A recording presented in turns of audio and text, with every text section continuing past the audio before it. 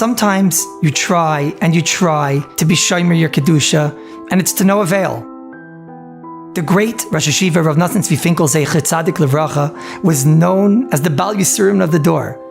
Even more so, he was known for his great Mesiras Nefesh for Klal Yisrael, for Torah, and for the Bachrim in general. I was Zecher to see it in the Shir. When he would give the Shir, he gave it with tremendous Mesiras Nefesh. There was one time the great Rosh Hashiva came up to give the Shir, sat by the stender, and tried, and he couldn't do it. He couldn't get the words out.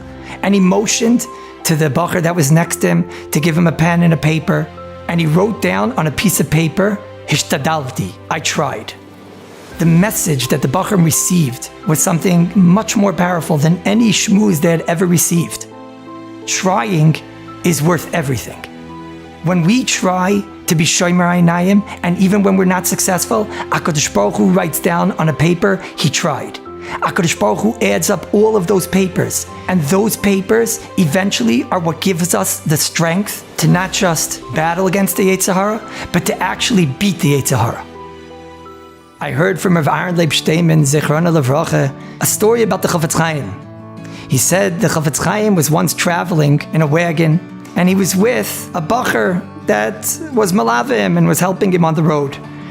When they got to a certain town, it was a long journey, and the Chafetz Chaim was dozing off, and his head kept falling down, and the bacher was nervous because it was a town that the goyim were quite expressive in their avodah zaras, and they were on every corner and every street corner. You could see all of their crosses and all of the different avodah zaras that are precious to the goyim.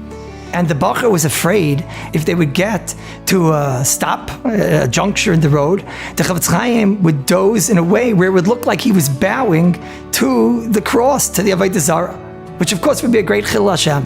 So the bacher was ready and prepared to quickly lift up the Chafetz Chaim if they would get to such a juncture. But then the bacher saw the kedusha of the Chafetz Chaim. Every time before they would get to a juncture, to a stop, the Chafetz Chaim, in his slumber state, lifted up his head, and then, after they would pass the area, would doze off again. And the bacher saw the result of a person that works on Kedusha. A person like the Chafetz Chaim, who spent his entire lifetime working on Kedusha, he became Kaddish. Sometimes the journey to Kedusha is very difficult, and we try and we battle. But if you battle and you try, the success that you're going to see is that eventually you will become Kaddish.